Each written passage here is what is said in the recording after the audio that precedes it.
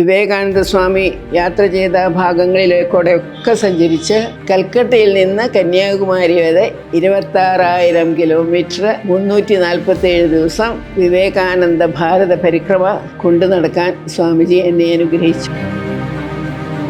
എൻ്റെ ജീവിതത്തിലെ ഏറ്റവും നല്ല ഭാഗം മുഴുവൻ രാഷ്ട്രസേവനത്തിന് വേണ്ടി അല്ലെങ്കിൽ മനുഷ്യർക്ക് വേണ്ടി ചിലവഴിച്ച ഒരു ശക്തിയായ സ്ത്രീയുടെ മുന്നിലാണ് ഞാൻ ഇരിക്കുന്നത് എന്നുള്ളൊരു അഭിമാനമുണ്ട് എനിക്ക്.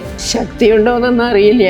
എനിക്ക് ലഭിച്ചിട്ടുള്ളതും ലഭിച്ചുകൊണ്ടിരിക്കുന്നതും എല്ലാം ആ ഗുരുകടാക്ഷത്താൽ മാത്രമാണ് എന്ന് വളരെയധികം ദൃഢമായി വിശ്വസിക്കുന്ന ഒരാളാണ് ഞാൻ. സ്കൂൾ കാലഘട്ടത്തിലൊക്കെ പഠിക്കാൻ മിടുമിടുക്കിയായിരുന്ന ഒരു റാങ്കുകാരി പിന്നീട് സയന്റിസ്റ്റ് ആകുന്നു. പിന്നീട് ആ പാതയിൽ നിന്ന് മാറി ഗുരുവിന്റെ ശരണങ്ങളിലേക്ക് എത്തുന്നു. വിവേകാനന്ദ കേന്ദ്രം എന്നുള്ളൊരു സ്ഥാപനമുണ്ടെന്നും സേവന സ്ഥാപനമാണെന്നൊക്കെ അറിഞ്ഞത്. അപ്പൊ ഞാൻ അവരുടെ കൗണ്ടറിൽ പോയിട്ട് വെറുതെ എഴുതി വെച്ചു, അവിടെ വിവേകാനന്ദ സ്വാമിയുടെ പേരിൽ എന്തെങ്കിലും പ്രവർത്തനങ്ങളും സേവനങ്ങളൊക്കെ ഇവിടെ ഉണ്ടെങ്കിൽ ഞാൻ അതിൽ പങ്കുചേരാൻ ആഗ്രഹിക്കുന്നു എന്ന് എഴുതി വെച്ചു.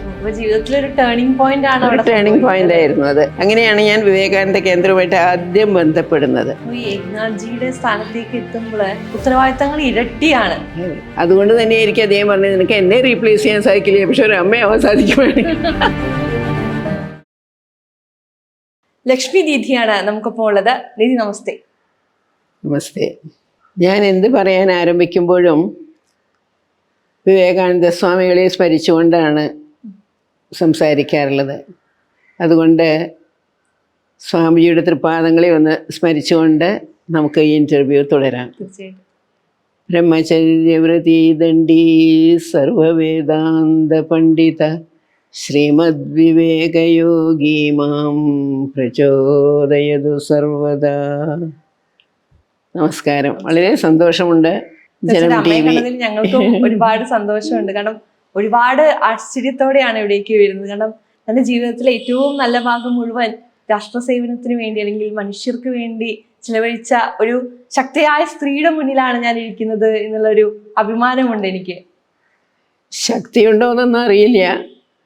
ഞാൻ എൻ്റെ ജീവിതത്തിനെ ഒതുക്കുന്നത് അപാര മഹിമ ഗുരുമഹിമ എന്നുള്ളൊരു പദത്തിലാണ്. എനിക്ക് ലഭിച്ചിട്ടുള്ളതും ലഭിച്ചുകൊണ്ടിരിക്കുന്നതും എല്ലാം ആ ഗുരുകടാക്ഷത്താൽ മാത്രമാണ് എന്ന് വളരെയധികം ദൃഢമായി വിശ്വസിക്കുന്ന ഒരാളാണ് ഞാൻ. സ്വാമിജിയെ പറ്റി എന്ത് വേണമെങ്കിലും ചോദിക്കാം. ഈ കേന്ദ്രത്തിനെ പറ്റിയിട്ടൊക്കെ നമുക്ക് നല്ലൊരു ഡിസ്കഷൻ സജ്ജനങ്ങളുടെ മുമ്പിൽ വെക്കാൻ ഇതൊരു നല്ലൊരു അവസരമായിരിക്കും. സ്വാമിജിയിലേക്കും വിവേകാനന്ദ കേന്ദ്രത്തിലേക്കും ഒക്കെ എത്തുന്നതിന് മുൻപ് അമ്മയിൽ നിന്ന് തുടങ്ങാം എന്ന് ഞാൻ വിശ്വസിക്കുന്നു. സ്കൂൾ കാലഘട്ടത്തിലൊക്കെ പഠിക്കാൻ മിടുമിടുക്കിയായിരുന്ന ഒരു റാങ്കുകാരി പിന്നീട് സയന്റിസ്റ്റ് ആകുന്നു. പിന്നീട് ആ പാതയിൽ നിന്ന് മാറി ഗുരുവിന്റെ ശരണങ്ങളിലേക്ക് എത്തുന്നു. എങ്ങനെയാണ് ആ ഒരു യാത്ര, എങ്ങനെയാണ് ആ ഒരു തീരുമാനത്തിലേക്ക് ജീവിതം എത്തിപ്പെടുന്നത്? ഒരു വ്യക്തിയുടെ ജീവിതത്തിൽ ഏറ്റവും വലിയ ഭാഗ്യം എന്ന് പറയുന്നത് സംസ്കാര സമ്പന്നരായ അച്ഛനമ്മമാരുടെ സന്താനമായി ജനിക്കുക എന്നുള്ളതാണ്. അതോടുകൂടി നമ്മുടെ ഒരു 50% നമ്മുടെ ജീവിതം നന്നായിരിക്കും. അതിനുള്ളൊരു ഭാഗ്യം എനിക്ക് വന്നു. സാഹിത്യ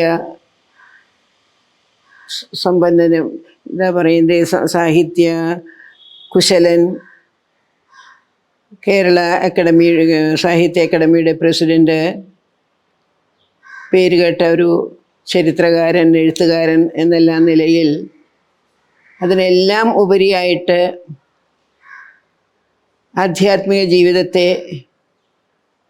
തൻ്റെ ജീവിത ഭാഷയാക്കി മാറ്റിയിരുന്ന ശ്രീ പുത്തേഴത്ത് രാമൻ മേനോൻ്റെയും അതേമാതിരി തന്നെ തപസ്വിനിയായിരുന്ന അമ്മ പുത്തേഴത്ത് ജാനകി അമ്മ, അവരുടെ 10 മക്കളിൽ 8ാമത്തേതാണ് ഞാൻ.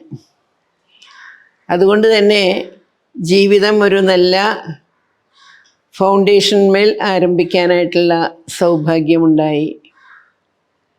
കുട്ടിക്കാലത്തൊക്കെ നല്ലവണ്ണം പഠിച്ച് എപ്പോഴും 1ാം സ്ഥാനം ആർക്കും വിട്ടുകൊടുക്കാറ് പതിവില്ല. അങ്ങനെയൊക്കെ തന്നെയാണ് പഠിച്ചു വന്നത്. ഞാൻ 8ലോ 9ലോ പഠിക്കുമ്പോഴാണ് അച്ഛൻ അന്നത്തെ കൊച്ചി രാജ്യത്തിൻ്റെ ഹൈക്കോടതി ജഡ്ജിയായിട്ട് പെൻഷൻ പറ്റി തൃശ്ശൂരിലെ വീട്ടിൽ വന്നത്. അന്ന് അദ്ദേഹം അവിടെ വിവേകാനന്ദ സ്വാമികളുടെ ഒരു ചിത്രം, അന്ന് വിവേകാനന്ദ സ്വാമിയെ പറ്റിയിട്ട് നമ്മൾ ഒരേ ഒരു പടേ കാണാറുള്ളൂ, ആ ഷിക്കാഗോ പോസ്റ്റിൽ നിൽക്കുന്നതായിട്ടുള്ള ഒരു പടം. ആ ഒരെണ്ണം കൊണ്ടുവന്ന് അവിടെ ചുമരുമ്പ് വെച്ചു. ഞാനിപ്പോഴും ആ സായാഹ്നം ഓർക്കുകയാണ്. അച്ഛൻ തന്നെ ഒരു സ്റ്റൂളൊക്കെ ഇട്ട് അതുമ്പോൾ കയറി പടമൊക്കെ ഒട്ടിക്കണ സമയത്ത് എൻ്റെ മനസ്സ് പറഞ്ഞു പോയി, സ്വാമിജി ജീവിച്ചിരുന്നെങ്കിൽ ഞാൻ അദ്ദേഹത്തിൻ്റെ കൂടെ പോകുമായിരുന്നു എന്ന്. പിന്നെ അതിനെ പറ്റിയിട്ട് കൊച്ചുകുട്ടിയല്ലേ, അധികം ഓർക്കാനൊന്നും ഇടയായില്ല. പക്ഷേ അച്ഛൻ രാമകൃഷ്ണ മിഷനും ശാരദാ മിഷനും ഒക്കെ ആയിട്ട് ബന്ധപ്പെട്ട കാരണം ആ ഒരു സങ്കല്പത്തെ തുടർച്ചയായി മനസ്സിൽ വെക്കാൻ സാധിച്ചു. അതിനെ മാറ്റിക്കളയേണ്ടി വന്നില്ല ഒരിക്കലും. എന്താണെന്ന് വെച്ചാൽ എപ്പോഴും രാമകൃഷ്ണ മിഷൻ്റെ പരിപാടികളിലേക്ക് പോകും. പിന്നെ അന്നത്തെ പ്രശസ്തരായിരുന്ന സന്യാസി വര്യന്മാരൊക്കെ എപ്പോഴും വീട്ടിൽ വരും. സ്വർഗീയ രംഗനാഥാനന്ദജി മഹാരാജ് പ്രസിഡൻ്റായിരുന്നു, പിന്നീട് രാമകൃഷ്ണ മഠത്തിൻ്റെ 13ാമത്തെ പ്രസിഡൻ്റോ മറ്റേ ആയിരുന്നു. അപ്പോൾ അവരുടെയൊക്കെ സമ്പർക്കം കാരണം ആ വിളക്ക് അണയാതെ മനസ്സിലുണ്ടായിരുന്നു. പക്ഷെ ഞാനായിട്ട് അതിനെ എണ്ണയൊന്നും കൊടുക്കാറൊന്നും പതിവില്ല. അങ്ങനെ പഠിച്ച് PSC പാസ്സായപ്പോൾ അന്നത്തെ സ്വാഭാവികമായിട്ടും നല്ലൊരു കുടുംബത്തിലൊരു പെൺകുട്ടി പഠിപ്പൊക്കെ കഴിഞ്ഞാൽ എന്താണ്ടാവുക നമുക്ക് അറിഞ്ഞൂടെ. വിവാഹ അതിനുള്ള പരിപാടികളൊക്കെ ആരംഭിച്ചപ്പോൾ ഞാൻ പറഞ്ഞു, എനിക്ക് അതിനോടൊന്നും വലിയൊരു ഭ്രമം തോന്നുന്നില്ല, എനിക്ക് പഠിച്ച് സയൻറ്റിസ്റ്റ് ആവണമെന്ന്. അങ്ങനെയാണ് പറഞ്ഞത്. കാലമാണെന്നുള്ളതാണ്. അത് 1954. പക്ഷേ അച്ഛൻ്റെ ആ മഹാമനസ്കതയും അമ്മയുടെ ആ സ്നേഹവാത്സല്യവും കൊണ്ട് അതിനെ മുടക്കമൊന്നും പറഞ്ഞില്ല. പഠിക്കണമൊക്കെ പഠിച്ചോളൂ, കുഴപ്പമൊന്നുമില്ല പറഞ്ഞു. അങ്ങനെ ഞാൻ തിരുവനന്തപുരത്ത് MSc ചെയ്തു. അത് കഴിഞ്ഞ് വന്നപ്പോഴത്തേക്കും ചെറിയൊരു കാലം, ഒരു 5-6 മാസം തൃശ്ശൂർ പേരൂരിലുള്ള കേരളവർമ്മ കോളേജിലെ ബോട്ടണി ഡിപ്പാർട്ട്മെൻറ്റിൽ 60 രൂപയായിരുന്നു മാസം ശമ്പളം. അതാണ് ആദ്യം വാങ്ങിയ ശമ്പളം. 60 രൂപ. അവിടെ 3-4 മാസം കഴിഞ്ഞപ്പോഴത്തേക്കാണ് ഗവൺമെൻറ് ഓഫ് ഇന്ത്യയുടെ ഒരു സ്കോളർഷിപ്പ് കിട്ടി. അവിടെ നിന്ന് മദ്രാസ് യൂണിവേഴ്സിറ്റിയിലേക്ക് പോയി ബോട്ടണി ഡിപ്പാർട്ട്മെൻറ്റിൽ തുടരാനായിട്ട് സാധിച്ചു. 1961 ഞാൻ PhD എടുത്തു. അത് കഴിഞ്ഞ് അവിടെ തന്നെ തുടർന്ന് വന്ന് ജോലികളൊന്നും അത്രയില്ല. സ്കോളർഷിപ്പുകളൊക്കെ ഇങ്ങനെ വരാൻ തുടങ്ങിയിട്ടുണ്ട്. അപ്പോൾ ഒരു സ്കോളർഷിപ്പിൽ നിന്ന് വേറൊരു സ്കോളർഷിപ്പ്, അങ്ങനെ അവിടെ തന്നെ തുടർന്നുകൊണ്ടിരുന്നു. അങ്ങനെ ഇരിക്കുമ്പോഴാണ് തിരുപ്പതിയിൽ പത്മാവതി വിമൻസ് കോളേജിൽ ബോട്ടണി പ്രൊഫസറെ ആവശ്യമുണ്ട് എന്നുള്ളൊരു അഡ്വർടൈസ്മെൻറ്റ് കാണാനിടയായി. അപ്പോൾ ഒരു മോഹം, തിരുപ്പതി ഭഗവാനെ ഒന്ന് സേവിക്കാനുള്ള അവസരമല്ലേ എന്നുകൂടി കരുതി ഈ മദ്രാസ് യൂണിവേഴ്സിറ്റിയിലെ സ്ഥിരമല്ലാത്ത ജോലിയിൽ നിന്ന് വിട്ട് അതുകൂടെ കുറേ കൂടി നന്നായിരിക്കും എന്ന് വിചാരിച്ചിട്ട് അങ്ങോട്ട് പോയി. അത് വിമൻസ് കോളേജാണ്, കേൾവി കേട്ട കോളേജാണ്, പത്മാവതി വിമൻസ് കോളേജ് എന്നിട്ട്. അപ്പോൾ അവിടെ ചെന്നപ്പോഴേ അവർ പറഞ്ഞു, നിങ്ങൾ ഈ PhD ഒന്നും വെച്ചിട്ട് ഇവിടെ ഇരിക്കേണ്ടാവില്ലേ, വേഗം പോവല്ലേ എന്ന്. അപ്പോൾ ഞാൻ പറഞ്ഞു 2 കൊല്ലം എങ്ങനെയായാലും ഞാൻ ഇരിക്കാം എന്ന് പറഞ്ഞു.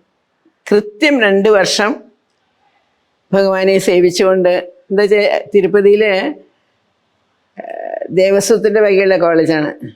അപ്പോൾ അവിടെയുള്ള ഒരു അഡ്വാൻറ്റേജ് എന്താ വെച്ചാൽ നമുക്ക് എപ്പോൾ വേണമെങ്കിലും അമ്പലത്തിൽ പോകാം, ഭഗവാന്റെ മുമ്പിൽ നിന്ന് തൊഴാം, അവിടുത്തെ പരിപാടികളിലൊക്കെ സേവനമനുഷ്ഠിക്കാം. അങ്ങനെ മനസ്സ് നിറഞ്ഞ 2 വർഷങ്ങളായിരുന്നു അത്. എല്ലാ മാസവും ഭഗവാനെ പോയി കാണാനൊക്കെ പറ്റും.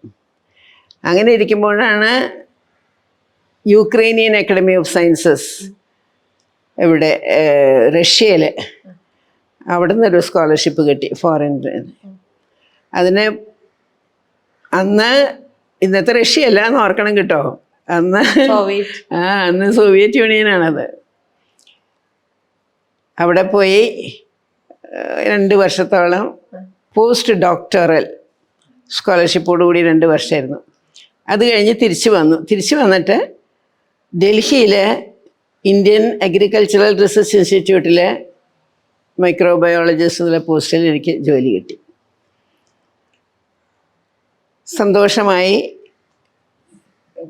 പ്രവൃത്തി തുടർന്നുകൊണ്ടിരിക്കുമ്പോഴാണ് അവിടെ ഒരു പ്രാവശ്യം ഒരു വിവേകാനന്ദ ജയന്തി ആഘോഷത്തിൽ പങ്കെടുക്കാൻ പോയി. ചിന്മയാനന്ദ സ്വാമിജി, ഏകനാഥ്ജി റാനഡെ, ആചാര്യ കൃപലാനി ഇവരൊക്കെ വരുന്ന ഒരു നല്ലൊരു പരിപാടിയായിരുന്നു. അപ്പോൾ എനിക്ക് ആഗ്രഹം ചിന്മയാനന്ദ സ്വാമിയെ ഒന്ന് കാണണമെന്നായിരുന്നു. എന്നുവെച്ചാൽ അദ്ദേഹം എൻ്റെ ഒരു കസിൻ ബ്രദർ എന്നുള്ള മാതിരിയാണ്, വളരെ വാത്സല്യമാണ് എന്നോട്. അപ്പോൾ ഞാൻ വിദേശത്തുനിന്ന് വന്നിട്ട് അദ്ദേഹത്തിനെ കണ്ടിട്ടുണ്ടായിരുന്നില്ല. അപ്പോൾ കാണാനുള്ളൊരു അവസരം എന്നുള്ള നിലയിൽ പോയതാണ്. അപ്പോൾ അദ്ദേഹത്തിനെ കണ്ടു. അവിടെ വെച്ചിട്ടാണ് ഞാനിങ്ങനെ വിവേകാനന്ദ കേന്ദ്രം എന്നുള്ളൊരു സ്ഥാപനമുണ്ടെന്നും വിവേകാനന്ദ ശിലാസ്മാരകത്തിൻ്റെ കീഴിൽ പ്രവർത്തിക്കുന്ന സേവന സ്ഥാപനമാണെന്നൊക്കെ അറിഞ്ഞത്. അപ്പോൾ ഞാൻ അവരുടെ കൗണ്ടറിൽ പോയിട്ട് വെറുതെ എഴുതി വെച്ചു, അവിടെ വിവേകാനന്ദ സ്വാമിയുടെ പേരിൽ എന്തെങ്കിലും പ്രവർത്തനങ്ങളും സേവനങ്ങളൊക്കെ ഇവിടെ ഉണ്ടെങ്കിൽ ഞാൻ അതിൽ പങ്കുചേരാൻ ആഗ്രഹിക്കുന്നു എന്ന് എഴുതി വെച്ചു. അപ്പോൾ അന്നത്തെ സെക്രട്ടറി ആയിരുന്നു അദ്ദേഹം. ഉടനെ വന്ന് പിറ്റേ ദിവസം തന്നെ ഇൻസ്റ്റിറ്റ്യൂട്ടിൽ വന്ന് എന്നെ കണ്ട് എന്നെ അവരുടെ വലയുടെ ഉള്ളിലേക്ക് ആക്കി. ആ വലയിൽ പെട്ട് കഴിഞ്ഞു ഞാൻ. ജീവിതത്തിലൊരു ടേണിംഗ് പോയിന്റ് ആയിരുന്നു അത്. ആ വിവേകാനന്ദ ജയന്തി ഒരു ടേണിംഗ് പോയിന്റ് എന്ന് പറയാം. എന്താ വെച്ചാൽ അങ്ങനെയാണ് ഞാൻ വിവേകാനന്ദ കേന്ദ്രവുമായിട്ട് ആദ്യം ബന്ധപ്പെടുന്നത്. അങ്ങനെ അവിടുന്ന് പിന്നെ അവിടെ ധാരാളം പ്രവർത്തനങ്ങൾ ചെയ്തു. അവിടുത്തെ ലോക്കൽ വൈസ് പ്രസിഡൻ്റായി. അപ്പോൾ അതിൻ്റെ സ്ഥാപകനായിരുന്ന ഏകനാഥ്ജി റാനഡെയുമായിട്ട് വളരെ അടുത്ത് പെരുമാറാനൊക്കെ ഉള്ള അവസരങ്ങൾ ലഭിച്ചു. അദ്ദേഹത്തിനും എന്നോട് വലിയൊരു സ്നേഹവാത്സല്യങ്ങളൊക്കെ തോന്നി. അദ്ദേഹത്തിനോടും ഞാൻ പറയേണ്ടായി, എനിക്കിങ്ങനെ കുട്ടിക്കാലം മുതൽക്ക് ആഗ്രഹമാണ് എന്നൊക്കെ ഇങ്ങനെ പറഞ്ഞിട്ടുണ്ടേ. അപ്പോൾ അദ്ദേഹം പറഞ്ഞു, ഇനിയപ്പോൾ നീ എന്തിനാ കാത്തു നിൽക്കണേ? വയസ്സായി, കണ്ണും കാണില്ല, ചെവിയും കേൾക്കില്ല, അങ്ങനെയുള്ളവരൊന്നല്ല സ്വാമിജിക്ക് വേണ്ടത്. സ്വാമിജിക്ക് നല്ല ചെറുചെറുക്കുള്ള സ്ത്രീ പുരുഷന്മാരെയാണ് ആവശ്യം. പിന്നെ ഞാനൊരു ഒന്നാന്തരം സ്ഥാപനം തുടങ്ങി വെച്ചിട്ടുണ്ട് സ്ത്രീകൾക്കും പുരുഷന്മാർക്കും സേവനം ചെയ്യാനായിട്ട്. അവിടെ സന്യാസി വേഷമൊന്നും വേണ്ട, തലപൊട്ടടിക്കേ സന്യാസി വേഷമൊന്നും വേണ്ട, എന്നെപ്പറ്റി ചിന്തിച്ചോളൂ. അപ്പം ഞാനിങ്ങനെ അതിനെപ്പറ്റി ചിന്തിക്കാൻ തുടങ്ങി.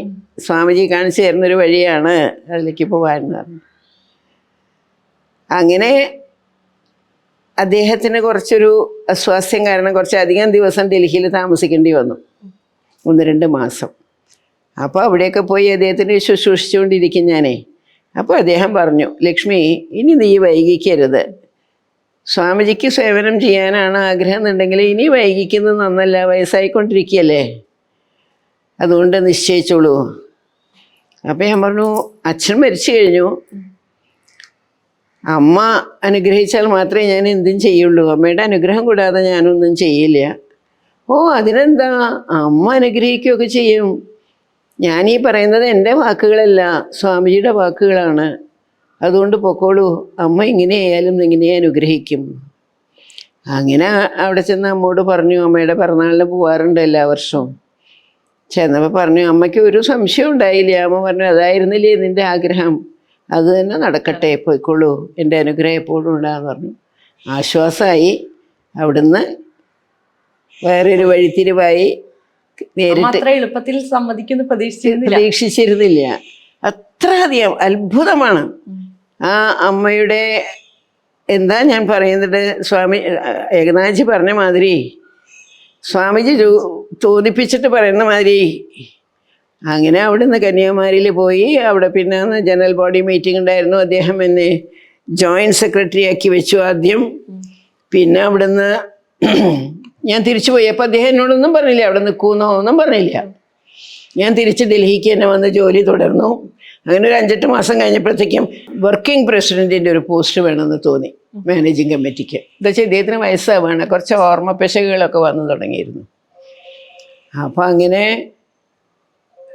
വർക്കിംഗ് പ്രസിഡൻ്റായിട്ട് ഏകനാഥ്ജി പറഞ്ഞു ലക്ഷ്മിയാണെങ്കിൽ ഞാൻ സമ്മതിക്കാമെന്ന് പറഞ്ഞു. അങ്ങനെ ഏകനാഥ്ജിയുടെ വലത്ത് കൈയായിട്ട് കൂടെ ചേർന്നു. പക്ഷേ അദ്ദേഹം അവിടെ ഉണ്ടാവും, കുറേ കാലം അദ്ദേഹത്തിൻ്റെ കൂടെ ഇരുന്ന് പ്രവർത്തിക്കാമെന്നൊക്കെ വിചാരിച്ചുകൊണ്ടാണ് ഞാൻ പോയത്. എനിക്ക് ഈ വക സംഘടനാ പ്രവർത്തനങ്ങളിലൊന്നും യാതൊരു പരിചയവുമില്ല. 10-25 കൊല്ലം മൈക്രോസ്കോപ്പിൽ കൂടി അണുജീവികളെ കണ്ട് അവരുടെ പിന്നാലെ പോയിട്ടുള്ള പണിയേ ഉള്ളൂ. എന്തോ അറിയില്ല, ഞാൻ ആ വർക്കിംഗ് പ്രസിഡൻ്റായിട്ട് തിരിച്ചു വന്നിട്ട് പിന്നെ ഉടനെ ഇനി ഞാൻ ഇവിടെ ഇരുന്നിട്ട് കാര്യമില്ല ഡൽഹിയിൽ. എന്നിട്ട് ഉടനെ രാജിക്കത്ത് സമർപ്പിച്ചു, തിരിച്ചവിടേക്ക് പോയി. അവിടെ ചെന്ന് അദ്ദേഹം ഓരോരോ പ്രവർത്തനങ്ങളുമായിട്ട് എന്നെ പരിചയപ്പെടുത്തിക്കൊണ്ടിരിക്കുന്ന ഇടയിൽ അദ്ദേഹം ഒരു ഓൾ ഇന്ത്യ ടൂറിന് പോകാൻ നിശ്ചയിച്ചു. അപ്പോൾ പറഞ്ഞു, നോക്ക്, ഞാനൊരു ഓൾ ഇന്ത്യ ടൂറിന് പോവുകയാണ്, അടുത്ത പ്രാവശ്യം പോകുമ്പോൾ നിന്നെയും കൊണ്ടുപോകും. ഇന്ത്യയിലെ എല്ലാവരെയും ഞാൻ പരിചയപ്പെടുത്തി തരാം, ഒരുമാതിരി എല്ലാവരെയും ഞാൻ അറിയും, പ്രധാനപ്പെട്ടവരെയൊക്കെ, ഏത് സ്റ്റേറ്റിലാണെങ്കിലും. അദ്ദേഹം രാഷ്ട്രീയ സ്വയംസേവക് സംഘത്തിൻ്റെ ജനറൽ സെക്രട്ടറി ആയിരുന്നു. അപ്പോൾ അതുകൊണ്ട് ഇത്തവണ ഞാൻ പോയിട്ട് വരാം. പോയിട്ട് വന്നില്ല തിരിച്ച്. ഒരു മാസത്തെ യാത്രയൊക്കെ കഴിഞ്ഞ് മദ്രാസിലെത്തിയപ്പോഴത്തേക്കും ഒരു മാസീവ് ഹാർട്ട് അറ്റാക്ക് വന്നു, കാർഡിയാക് അറസ്റ്റ്. മദ്രാസിൽ വെച്ചിട്ട്, ഞങ്ങളുടെ ഓഫീസിൽ വെച്ചിട്ട് അദ്ദേഹത്തിൻ്റെ അന്ത്യം ആയി. അങ്ങനെ അവിടുന്ന് എല്ലാവരും കൂടി പറഞ്ഞു, ഏകാജി എന്നെ നിന്നെ തിരഞ്ഞെടുത്തില്ലേ, ആ ഒരു ഭാഗ്യം ആർക്കും കിട്ടില്ല. എന്നുവെച്ചാൽ അദ്ദേഹം അത്ര സ്ട്രിക്റ്റ് ആയിട്ടുള്ളൊരു സംഘടനാ പ്രവർത്തകനൊക്കെയാണേ.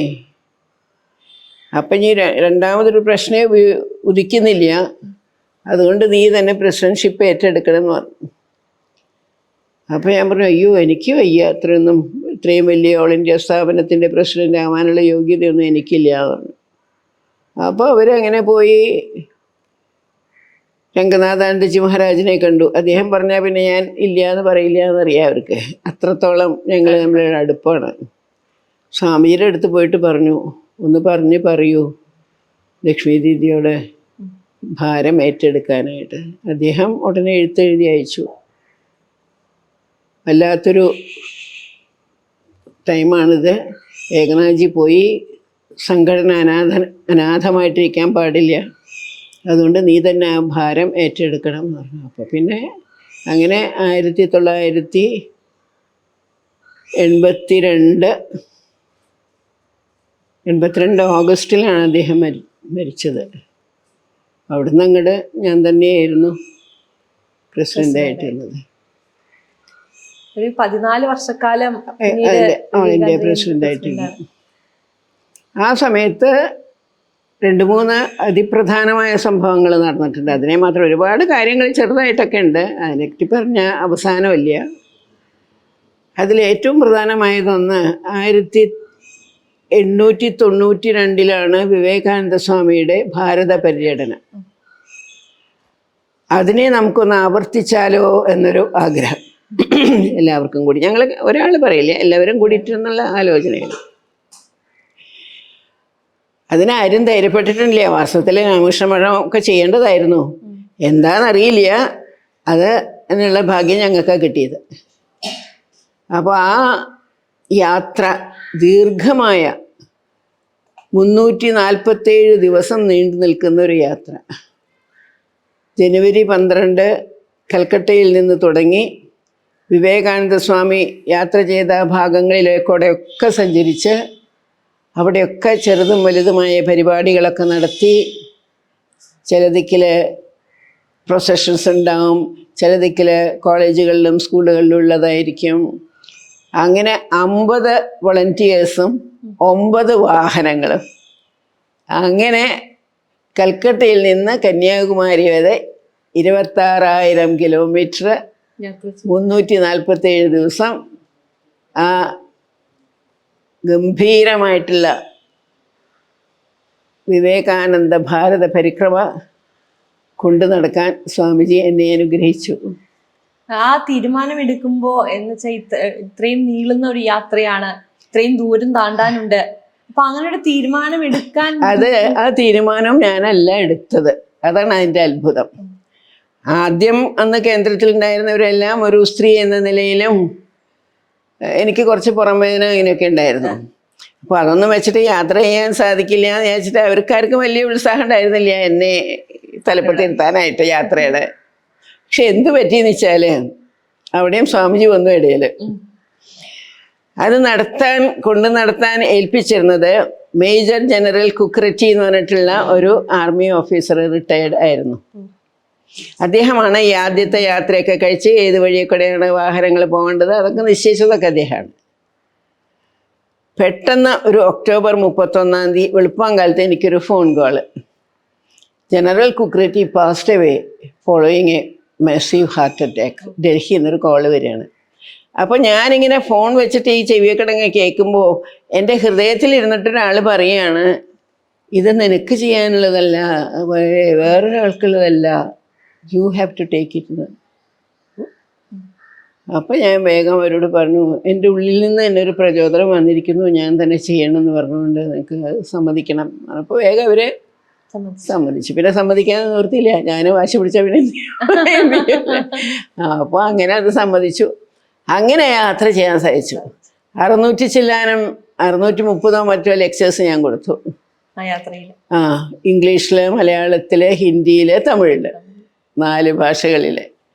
അങ്ങനെ സ്വാമിജി സഞ്ചരിച്ച ഭാഗങ്ങളിൽ കൂടിയൊക്കെ വരാനും അവിടെയുള്ള പരിപാടികളിൽ പങ്കെടുക്കാനും അതിനൊക്കെയുള്ള വലിയൊരു ഭാഗ്യമുണ്ടായി. അത് വലിയൊരു തപസ്സായിരുന്നു. 347 ദിവസം രാത്രി കിടക്കുമ്പോൾ ചിലപ്പോൾ 12 മണി 1 മണിയൊക്കെ ആവും. വെളുപ്പാങ്കാലത്ത് ആദ്യം 3 മണിക്ക് എണിക്കണം. ഭക്ഷണം ശരിയാവില്ല, ചിലപ്പോൾ കുടിക്കാൻ വെള്ളം ഉണ്ടാവില്ല, കുളിക്കാൻ വെള്ളം ഉണ്ടാവില്ല. അങ്ങനെയൊക്കെയുള്ള പല അനുഭവങ്ങളിലേക്കൂടെയൊക്കെ കടന്ന് അത് സാർത്ഥീകരിക്കാനായിട്ട് സാധിച്ചു. അതാണ് എൻ്റെ ജീവിതത്തിലെ ഏറ്റവും വലിയതായിട്ടുള്ള സ്വാമിജി എനിക്ക് തന്ന അനുഗ്രഹം. സ്വാമിജി തന്ന നിയോഗങ്ങളൊന്നും ചെറുതല്ല. പിന്നെ ഉണ്ടായത് 1983 ഷിക്കാഗോ കോൺഫറൻസിൻ്റെ സെൻറ്റിനറി. ആ സെൻറ്റിനറി കമ്മിറ്റി എന്നെ ഇൻവൈറ്റ് ചെയ്തു. അമേരിക്കയിലുണ്ടായിരുന്ന വിശ്വഹിന്ദു പരിഷത്തിൻ്റെ യൂണിറ്റ് എന്നെ ഇൻവൈറ്റ് ചെയ്തു. കൽക്കട്ടയിലെ രാമകൃഷ്ണ മഠം ഇൻവൈറ്റ് ചെയ്തു. അങ്ങനെ ഷിക്കാഗോ, വാഷിങ്ടൺ, കൽക്കട്ട ഈ 3 സെൻറ്റിനറി സെലിബ്രേഷൻസിലും സജീവമായിട്ട് പങ്കെടുക്കാനുള്ള അനുഗ്രഹം സ്വാമിജി തന്ന് അനുഗ്രഹിച്ചു. പിന്നെയുള്ളത് മുഴുവൻ പിന്നെ അവിടെ തന്നെയുള്ള സ്വാമിജിയുടെ പേരിലൊരു വാണ്ടറിങ് മങ്ക് എന്ന് പറഞ്ഞിട്ടൊരു എക്സിബിഷൻ കന്യാകുമാരിയിൽ തുടങ്ങി വെച്ചു. അങ്ങനെ ചെറുതും വലുതുമായിട്ടുള്ള ഏകനാഥജി തുടങ്ങി വെച്ച കാര്യങ്ങളെല്ലാം ഒരു മുടക്കം കൂടാതെ അടുക്കും ചിട്ടയോട് കൂടിയിട്ട്. അദ്ദേഹത്തിൻ്റെ ആഗ്രഹം നീയെ എൻ്റെ മക്കൾക്കൊരു അമ്മയാവണമെന്നായിരുന്നു. എന്നെ കൊണ്ടുപോകുന്ന സമയത്തേ എന്നെ കേന്ദ്രത്തിലേക്ക് ക്ഷണിച്ചപ്പോൾ അദ്ദേഹം പറയും, അവിടെ കുറേ പെൺകുട്ടികളുണ്ട്, ഞാൻ ആൺകുട്ടികൾക്കും പെൺകുട്ടികൾക്കും കൂടി തുടങ്ങിയേക്കുന്ന ഒരു സ്ഥാപനമാണ്, ആ പെൺകുട്ടികൾക്കൊരു അമ്മയാവണം നീയെ എന്ന് പറയാറുണ്ട് എപ്പോഴേ. അതേമാതിരി ഒരു 10-15 കൊല്ലം അവരെയൊക്കെ കൂട്ടിപ്പിടിച്ച് നിർത്തി. ഇന്നിപ്പോൾ അവരൊക്കെ വലുതായി നല്ല സ്ഥാനങ്ങളിലേക്കൊക്കെ പോയി തുടങ്ങി കുട്ടികൾ.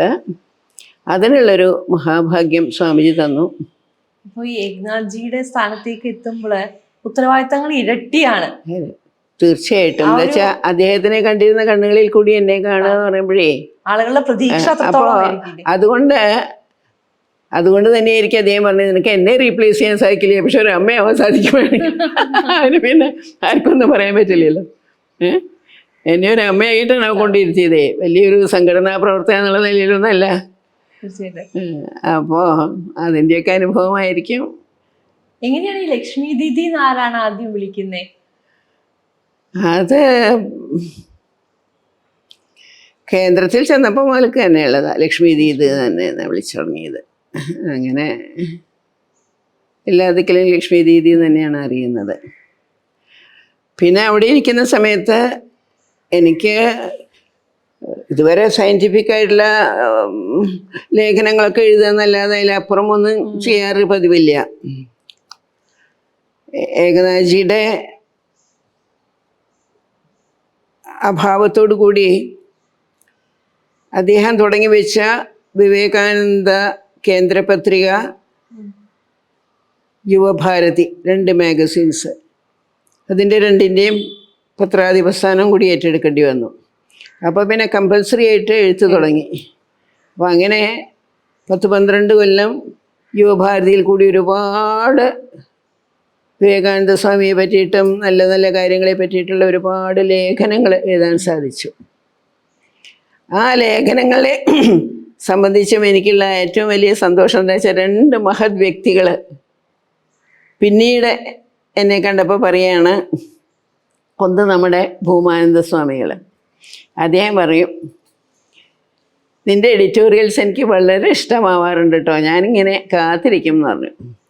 അതേമാതിരി ഇന്നത്തെ കാഞ്ചി മഠാധിപതി സ്വാമികൾ, അദ്ദേഹം യുവഭാരതി വായിക്കാറുണ്ട് അത്രേ. അപ്പോൾ അദ്ദേഹം ഒരിക്കൽ എന്നെ കാണുമ്പോൾ I use to enjoy your articles എന്ന് പറഞ്ഞു. അത്രയൊക്കെ അതിലും വലുതായിട്ടുള്ള സർട്ടിഫിക്കറ്റ് നമുക്ക് വല്ലതും വേണോ? പിന്നെ അത് കഴിഞ്ഞതിന് ശേഷം ഞാൻ പത്രാധിപസ്ഥാനത്ത് നിന്ന് ഇറങ്ങി. പക്ഷേ എഴുതാറുണ്ട്. സ്വാമിജി ഇങ്ങനെ ഇടയ്ക്കിടയ്ക്ക് നല്ല തോട്ട്സ് കൊണ്ടുവരുമ്പോൾ ഉടനെ തന്നെ അതിനെ എഴുതും. പിന്നെ സ്വാമിജിയുടെ കംപ്ലീറ്റ് വർക്സിൽ നിന്ന് സമാഹരിച്ചും കൊണ്ട് മലയാളത്തിൽ ഭാരതം ഒരു വിസ്മയം എന്നൊരു പുസ്തകം, മറ്റത് love India as Swamiji loved her എന്നിട്ട് ഇംഗ്ലീഷിലും സമാഹരിച്ച 2 പുസ്തകങ്ങൾ. ഏകനാഥജിയെ സ്മരിച്ചുകൊണ്ട് സ്മരാമി ഏകനാഥം എന്നൊരു ബുക്ക്. അതിൻ്റെ ആദ്യത്തേത് വിവേകാനന്ദ ചരണങ്ങളിൽ വേണ്ടിയിട്ടുള്ളൊരു ചെറിയ ബുക്ക്ലെറ്റാണ്, സ്വാമിജിയുമായിട്ടുള്ള എൻ്റെ ഒരു പേഴ്സണൽ കോൺവെർസേഷൻ മാതിരി. ഈയിടെ അടുത്ത ഈ കോവിഡൊക്കെ വന്ന സമയത്ത്, എല്ലാം ശുഷ്കമായിട്ടിരുന്ന സമയത്ത്, വിവേകാനന്ദ കേന്ദ്രത്തിൽ നിന്നൊരു പുതിയ സങ്കല്പം അവർ കൊണ്ടുവന്നു. അമൃത കുടുംബം, കുടുംബങ്ങൾ നന്നാവണം, അതിനു വേണ്ടി നമുക്ക് പ്രവർത്തിക്കണം എന്ന് പറഞ്ഞിട്ട് എൻ്റെ കുറേ ഇതൊക്കെ വന്നു. അപ്പം എനിക്ക് തോന്നി, ഭഗവത്ഗീതയിലുണ്ടോ നോക്കട്ടെ കുടുംബത്തിനായിട്ടുള്ളത് എന്തെങ്കിലും. എന്താണെന്ന് വെച്ചാൽ അമ്പത്വാമനുസന്ധതാമി. അപ്പോൾ അമ്മയായിട്ടാണ് ഭഗവത്ഗീതയെ കാണുന്നത്. അമ്മയുണ്ടപ്പോൾ കുടുംബമുണ്ട് അവിടെ, അല്ലേ? അതെ, ഉറപ്പായിട്ടും അമ്മയുടെ ചുറ്റല്ലേ കുടുംബം വളരേണ്ടത്.